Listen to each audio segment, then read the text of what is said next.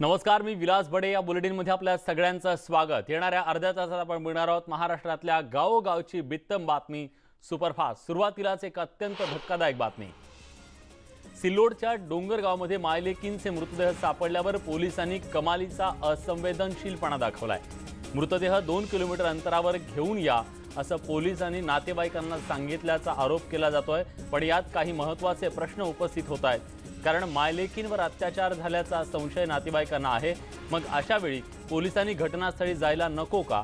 मृतदेह 2 किलोमीटर बाजेवर नेताना पुरावे नष्ट झाले नसतील याची हमी पोलीस देणार आहेत का? 2 महिलांचा मृत्यू होतो याचं पोलिसांना काहीच गांभीर्य नाही का? दुसरं म्हणजे प्राथमिक पोस्टमॉर्टेम अहवालात दोघींचे मृत्यू बुडून झाल्याचं सांगितलं गेलंय, पण ते नातेवाईकांना मान्य नाहीये। दरम्यान या प्रकरणाची चौकशी करू असं आश्वासन गृहराज्यमंत्री शंभूराज देसाईंनी दिलं। इंदोरीकर महाराजांनी आपल्या वक्तव्यावर दिलगिरी व्यक्त केली आहे। पत्रक काढून इंदोरीकर महाराजांनी महिला वर्गाकडे दिलगिरी व्यक्त केली आहे। माझ्या वक्तव्यानं कुणाच्या भावना दुखावल्या असतील तर दिलगिरी व्यक्त करत असल्याचं इंदोरीकर महाराजांनी म्हटलंय। मुलगा आणि मुलगी प्राप्तीसाठी समविषमचा फॉर्म्युला वापरला जातो असं वक्तव्य इंदोरीकर महाराजांनी केलं होतं। इंदोरीकर महाराज यांच्यावर गुन्हा दाखल केल्यास रस्त्यावर उतरू असा इशारा वारकरी फडकरी दिंडी समाज संघटनेने दिलाय।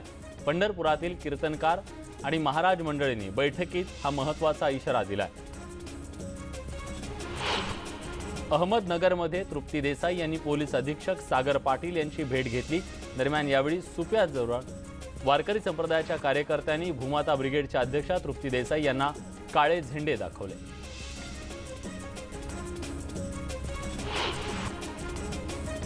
परळी शहरातील व्यापारी मारहाण प्रकरणात व्यापाऱ्यांनी परळी बंदची हाक दिली आहे। यात परळी शहरातील सर्व व्यापाऱ्यांनी रस्त्यावर उतरून आरोपींना अटक करण्याची मागणी करत पोलिसांना निवेदन दिलं। दरम्यान या बंदमध्ये मोठ्या संख्येने सामान्य नागरिक आणि व्यापारी रस्त्यावर उतरले। दरम्यान या प्रकरणातील आरोपींची गय केली जाणार नसल्याचं ट्विट धनंजय मुंडेंनी केलं। एनआयएचं पथक 2 दिवसांपासून पुणे पोलीस आयुक्तालयात ठाण मांडलं आहे। कागदपत्र आणि मुद्देमाल घेऊन हे पथक मुंबईला रवाना होणार आहे। तपास एनआयएकडे सोपवण्यास हरकत नसल्याचं राज्य सरकारनं कोर्टात म्हटल्यानं आता एनआयएच्या कामकाजाला वेग आल्याचं पाहायला मिळत आहे।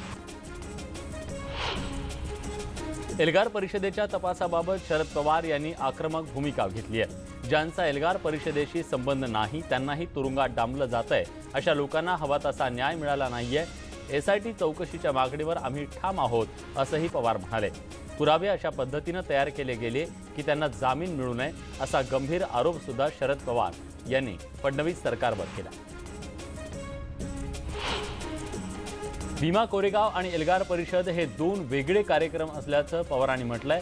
यात उलटसुलट चर्चा होत असल्याचं शरद पवारांचं म्हणणं आहे। भीमा कोरेगावला येणाऱ्यांची संख्या आता वाढली आहे, पण यात संभाजी भिडे आणि मिलिंद एकबोटेकडून वेगळं वातावरण तयार करण्यात आलं। त्यावेळी नक्की काय झालं हे बाहेर येईल असंही शरद पवार म्हणाले। शरद पवारांनी एल्गार प्रकरणी पोलिसांच्या वर्तनासंबंधी चौकशी करण्याची मागणी केली आहे।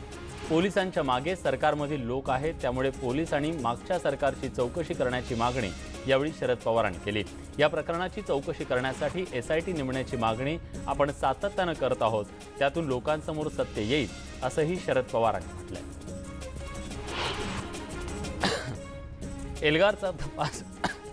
एल्गारचा तपास एनआयएकडे देण्याचा निर्णय काळजी वाढवणारा असल्याचं बाळासाहेब थोरातांनी म्हटलंय।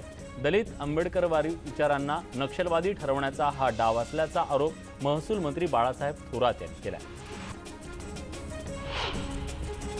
एल्गार परिषद आणि भीमा कोरेगाव हे 2 वेगळे विषय असल्याचं मुख्यमंत्री उद्धव ठाकरेंनी म्हटलंय। दलितांवर अन्याय होऊ देणार नाही असं मुख्यमंत्री म्हणाले। तसंच सीएए आणि एनआरसी हे 2 वेगळे विषय आहेत।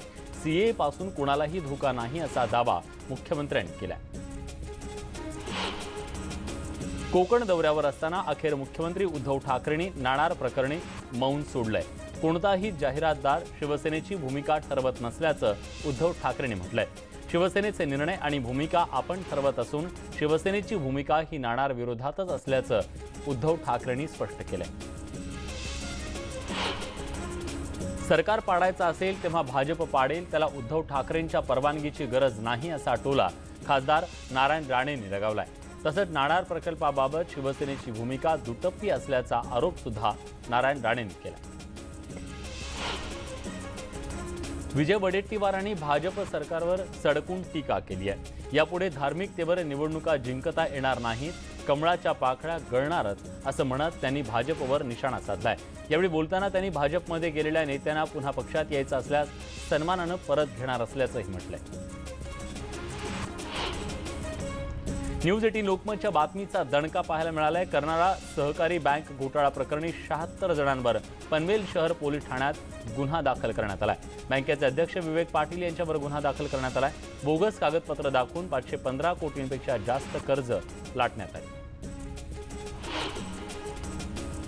बीडमधील अतुल कला आणि वाणिज्य महाविद्यालयात 12वीच्या विद्यार्थ्यांना चक्क जमिनीवर बसून परीक्षा देण्याची वेळ आली आहे। बैठक व्यवस्थेत लहान मुलांचे बेंच असल्यानं विद्यार्थ्यांची गैरसोय झाली। या प्रकरणी आता परीक्षा केंद्रावर भौतिक सुविधा उपलब्ध नसल्याची तक्रार विद्यार्थ्यांनी केली। अवैध पद्धतीनं शस्त्रास्त्र विक्री करणाऱ्या 4 जणांच्या टोळक्याविरोधात परभणी पोलिसांनी धडक कारवाई केली आहे। या 4 जणांकडून धारदार चाकू, खंजीर असा साठा जप्त केला गेलाय। पोलिसांना मिळालेल्या माहितीच्या आधारावर त्यांनी धाड टाकत 90 वेगवेगळ्या प्रकारची धारदार शस्त्र जप्त केली आहेत। धुळे महानगरपालिकेच्या स्थायी समितीच्या सभापतीपदी भाजपचे नगरसेवक सुनील बैसाणे यांची निवड झाली आहे, तर महिला व बालकल्याण सभापतीपदी स्नेहल जाधव यांची निवड करण्यात आली आहे। सभापती निवडीच्या नंतर भाजप कार्यकर्त्यांनी मिरवणूक काढत एकच जल्लोष केला। राज्यात वाढत्या महिला अत्याचाराच्या विरोधात चंद्रपुरात एका सर्वपक्षीय आक्रोश धरणे आंदोलन करण्यात आलं। मर्दानी महिला आस्था मंच या संघटनेच्या वतीनं हे आंदोलन करण्यात आलं। महिला संघटना, विद्यार्थ्यांनी मोठ्या संख्येनं या आंदोलनात सहभाग घेतला। महिला अत्याचाराची प्रकरणं हाताळण्यासाठी स्वतंत्र महिला न्यायालयाची निर्मिती करण्याची मागणी सुद्धा यावेळी आंदोलनकर्त्यांनी केली। भूसंपादनाचा मोबदला अत्यल्प मिळण्याच्या निषेधार्थ कर्जतच्या किरवली गावातल्या शेतकऱ्यांचं 6 दिवसांपासून आंदोलन सुरू आहे। योग्य मोबदला आणि नोकरी देण्याच्या मागणीसाठी अलिबागमधील जिल्हाधिकारी कार्यालयाच्या समोर हे धरणं आंदोलन सुरू आहे। कर्जत पनवेल रेल्वे मार्गाचा दुपदरीकरणासाठीचं भूसंपादन सुरू आहे। मॉर्निंग वॉकसाठी जाणाऱ्या इस्लामपुरातील एका सेवानिवृत्त बँक अधिकाऱ्याचा खुनाचा कट इस्लामपूर पोलिसांनी उधळून लावलाय। प्रेयसीला लपवून ठेवल्याच्या रागातून एकानं टोळीला 40,000ची सुपारी दिल्याची धक्कादायक घटना उघडकीस आली आहे। पहाटेच्या सुमारास खुनाच्या तयारीत असणाऱ्या कराडच्या 6 जणांना घातक हत्यारासह इस्लामपूर पोलिसांनी शिताफीनं जेरबंद केलंय। माळशिरस इथल्या स्वर्गीय वस्ताद दत्ता अप्पा वाघमारे यांचा पट्टा पैलवान उमेश शिरतोडे यानं वेळापूर इथल्या पालखी मैदानावर आयोजित केलेल्या कुस्त्यांमध्ये मैदान मारलंय। पुण्याच्या वस्ताद गणेश दांगट यांचा पट्टा पैलवान संदीप काळे याच्या गदलाट डावावर शिरतोडे यानं एकलांगी नागपट्टी डाव टाकत अवघ्या 16 सेकंदात हे मैदान मारलं। पिंपरीच्या हिंजवडी भागात 4 चाकी वाहनाचं उत्पादन बनवणाऱ्या वेरॉक लाईट सिस्टीम कंपनीला भीषण आग लागली। अग्निशमन दलाच्या 18 गाड्यांच्या सहाय्यानं आग आटोक्यात आणण्याचा प्रयत्न करण्यात आला। कंपनी पूर्णपणे जळून खाक झाली आहे, पण यात जीवितहानी झाली नाही। पालघरमध्ये बिलोशीमधील हिंदुस्तान फोन कंपनीच्या पहाटेच्या सुमारास भीषण आग लागली। या ठिकाणी अग्निशमन यंत्रणा नसल्यानं संपूर्ण कंपनी आगीच्या भक्ष्यस्थानी पडली। आगीनं इतकं रौद्ररूप धारण केलं होतं की अवघ्या तासाभरात संपूर्ण कंपनी जळून खाक झाली। चंद्रपूरमध्ये पहाटेच्या सुमारास बर्निंग कारचा थरार अनुभवायला मिळाला। महाकाली मंदिर मार्गावरील बागला चौकात पार्किंग केलेल्या कारनं अचानक पेट घेतला। आगीचं कारण अजून कळू शकले नाहीये।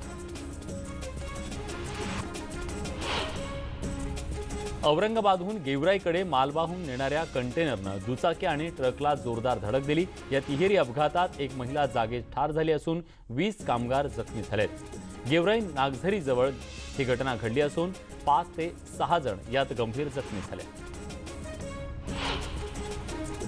अहमदनगरमध्ये प्रेम प्रकरणाला विरोध केला म्हणून मुलीच्या आईला गोळ्या घालून ठार केल्याचा धक्कादायक प्रकार समोर आलाय। या प्रकरणी पोलीस ठाण्यात तक्रार दाखल करण्यात आली असून पोलिसांनी हे प्रकरण गांभीर्यानं घेतलं नसल्यानं महिलेला आपला प्राण गमवावा लागलाय। रात्रीच्या सुमारास हा गोळीबार झाल्यानं गावात दहशतीचं वातावरण आहे। सिंधुदुर्गमध्ये मडुरा रेल्वे स्टेशन परिसरात ट्रेनच्या धडकेत 2 गव्यांचा मृत्यू झालाय. रेल्वे ट्रॅक क्रॉस करताना गव्यांना धडक बसली. दरम्यान भरवस्तीत गव्यांचं आक्रमण सुरू आहे. मात्र वन विभागाकडून याकडे साफ कानाडोळा करण्यात येतोय. चंदन चोराच्या टोळीने मनमाडमधल्या बागलाणमध्ये धुमाकूळ घातलाय. चंदन चोराच्या टोळीनं बागलाणमध्ये मोठ्या प्रमाणात कारवाया सुरू केल्या आहेत. या प्रकरणी पोलीस ठाण्यात तक्रार दाखल करण्यात आली असून वन विभागाच्या हलगर्जीपणामुळे हा सगळा प्रकार होत असल्याचा गावकऱ्यांचा आरोप आहे. हिंगोली शहरातील जलेश्वर तलावाचं सुशोभीकरण करण्यासाठी जलेश्वर मंदिर संस्थानच्या वतीनं मंदिराची जमीन प्रशासनाला देण्यात आली आहे. विश्वस्त जमिनीचं या प्रस्तावाला सहमती दर्शवली आहे. त्यामुळे हा तिढा लवकरच सुटलाय. खवले मांजराची वाढती तस्करी आणि त्यामुळे धोक्यात आलेल्या खवले मांजरांची प्रजाती वाचवण्यासाठी चिपळूणमध्ये ग्रामस्थांनी पुढाकार घेतलाय. डुगवे गावात खवलोत्सवाचं आयोजन करण्यात आलं होतं. यावेळी खवले मांजराला नागरिकांनी चक्क देवाचं स्थान दिलं. वाशिम उंबरडा बाजारात रानडुकराच्या हल्ल्यात 2.5 वर्षीय मुलगा गंभीर जखमी झालाय. स्वराज हळदे असं या मुलाचं नाव आहे. रानडुकरानं स्वराजला उचलून थेट फेकून दिलं. त्यामुळे त्याच्या पोटाला गंभीर दुखापत झाली आहे. ब्रेकनंतर तुमचं पुन्हा एकदा स्वागत. आपण बघतोय तर आपल्या गावाकडच्या बातम्या. पवनार धरणग्रस्तांच्या विविध मागण्यांसाठी धरणग्रस्तांनी जलसिंचन उपविभागीय कार्यालयासमोर ठिय्या आंदोलन केलं. 35 वर्षांनंतरही अद्याप मोबदला न मिळाल्यानं संतप्त शेतकऱ्यांनी आंदोलनाचं हत्यार उपसलंय. पवनानगर जलसिंचन उपविभागीय कार्यालयाच्या बाहेर घोषणा देत विविध मागण्यांचं निवेदन अधिकाऱ्यांना सादर करण्यात आलं.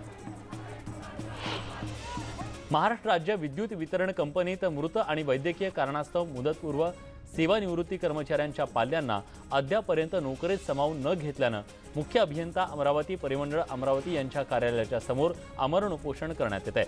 हे सर्व अनुकंपाधारक 10 ते 12 वर्षांपासून नोकरीच्या प्रतीक्षेत आहेत. त्यामुळे लवकरात लवकर अनुकंपात या बेरोजगारांना सामावून घ्यावं अशी मागणी उपोषणकर्त्यांनी केली आहे. वाशिम जिल्ह्यातील प्रमुख पीक असलेल्या खरीपाच्या सोयाबीन पिकाचं परतीच्या पावसानं प्रचंड नुकसान केलं होतं. सरकारनं केवळ 8,000 रुपये प्रति हेक्टरी मदत जाहीर केली. त्या मदतीपासून अजूनही अनेक शेतकरी वंचित आहेत. तर सोयाबीनचं नुकसान होऊन 3 महिन्याचा कालावधी उलटला तरी पीक विम्याचा लाभ न मिळाल्यानं शेतकऱ्यांमध्ये पीक विमा कंपनीच्या विरोधात तीव्र रोष आहे.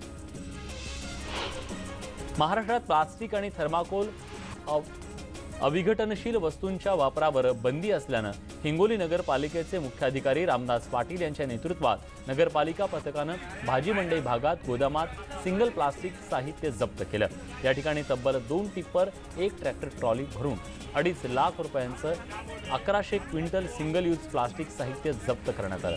बंदी असलेल्या प्लास्टिक विरोधात हिंगोली नगरपालिकेची एका आठवड्यात ही 3री मोठी कारवाई. सोलापुरातील संभाजी आरमार संघटनेनं शिवजयंतीच्या निमित्त अनोखा उपक्रम राबवत शिवजयंतीचा अनोखा पायंडा पाडलाय. कोण होणार करोडपतीच्या धर्तीवर, कोण होणार शिवविजेता ही अनोखी प्रश्नमंजुषा स्पर्धा आयोजित करत पुढच्या पिढीला इतिहासाची आठवण करून दिली आहे. या स्पर्धेत बार्शीच्या शुभम मिरगणे यानं स्पर्धा जिंकत 1 लाख किमतीचे सोन्याचं कड पटकावलंय. शिवजयंती निमित्तानं ही स्पर्धा आयोजित केली होती.